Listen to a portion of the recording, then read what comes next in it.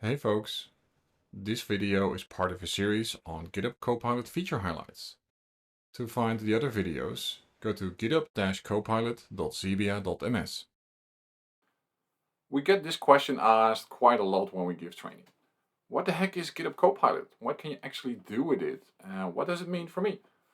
So the way I usually tell people about GitHub Copilot is that I really see this as an AI pair programming buddy that helps you with anything coding related. So whether you're writing code, you're creating new things, maybe you're thinking about what you're going to do, so you need some ideation, you need help with writing the definition of what you're going to do, maybe create a code, maybe set up a pull request.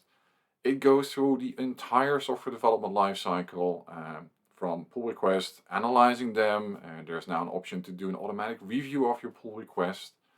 If your CI/CD pipeline fails, for example, Copilot can come to the rescue and help you with these kinds of things. And the pair programming buddy part comes really from this is a helpful AI that is living where you live as a developer, for example, in the IDE or on github.com, and you can ask it anything. So you don't have to be afraid what somebody else will think of your question. You can now ask it to a broad knowledge base that has a lot of information at your fingertips. So even things you would be embarrassed to maybe ask to a coworker, for example, or a buddy, you can ask Copilot with that help as well. So let's take a short look on what are some of the features that you'll run into when you think about GitHub Copilot. First of all, good to know that there's different versions or different licenses that you can get for GitHub Copilot. There's now a free version that is completely free. It is rate limited, of course, so you can't use it for actual day-to-day work, but it already gets you started pretty fast. That's the easiest version, runs in Visual Studio and Visual Studio Code, for example, so you can really get started easily with that as well. Then we have Pro, that is still an individual license, so you pay $10 a month for that, and then you can start using that if you're an open source programmer, for example. You can do that on your own work. Then you have the actual business licenses, that actually if you are a business and you run on GitHub Enterprise Cloud, for example, then you would get at least a business license because that gives you a lot of things that you as a business user would need there as well.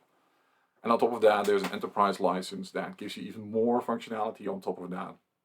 And there's lots of stuff to discover on that side as well. The icons on the bottom here are also super important because GitHub Copilot really runs where you live as a developer. So that could be your IDE. That's why we have Visual Studio Code in here. That's the most broadest IDE that is being used. We have integrations for Visual Studio, Xcode, the JetBrains IDEs have support, and even NeoVim is in there, and Azure Data Studio on the right there as well. So that is really living in your IDE, wherever you use your IDE. And that can bring you a lot of value already from there as well. And there's so much extra integration now these days inside of github.com, so that is there on the left. It really needs to be mentioned as well. There's so many little touch points now with Copilot right from where you live, when you create an item, for example, an issue, or when you do a pull request and you want to review that, you can summarize it using that AI pair programming buddy called GitHub Copilot. So let's take one more look at one of the main things that you'll run into when you get started. This is really the starting point. All the text that has the blue line on the left here is what we call a suggestion. So in your editor, whichever editor you're using, as long as it is supported with GitHub Copilot, you start typing when you're running some code. You can see we're working here on an expenses Python program in here. And line 3 is being typed by the user. They say, hey, we want to do something with parse expenses. We have an expenses string in there. And everything that has the blue line in front of it is a suggestion from Copilot. So I really see this as helping you along with the things you want to write at the speed of your thinking. You're typing something there and all of a sudden Copilot says, well, probably you're going in this direction. Here's the entire piece of code that you probably want to implement. That could be a single line, that could be a multi-line code fragment in there. It's super helpful what you're doing there, and it's ridiculous how well this works. So this is usually the first touch point when we work with Copilot. This is coding suggestions while you're typing.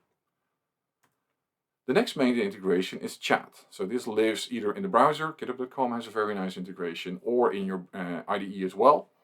For all the IDEs that I've mentioned that are supported except for NeoVim, that doesn't have a chat interface as far as I know.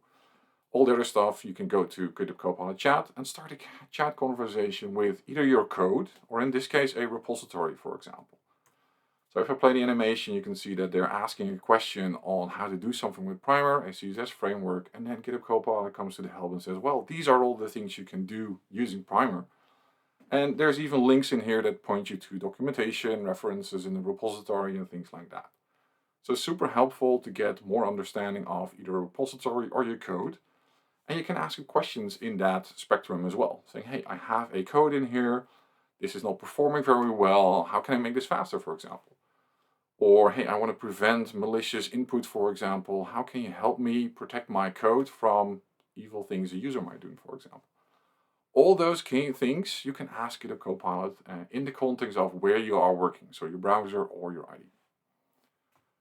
Of course, that is just the tip of the iceberg that we're showing you here. There's so much functionality. Even if I go, for example, to the feature overview that GitHub has, these are some of the features that you can compare across the different license types that are there. These are the main features in chat, for example, code completion, the suggestions that I was mentioning, customization stuff, integration into your browser. This list goes on and on and on.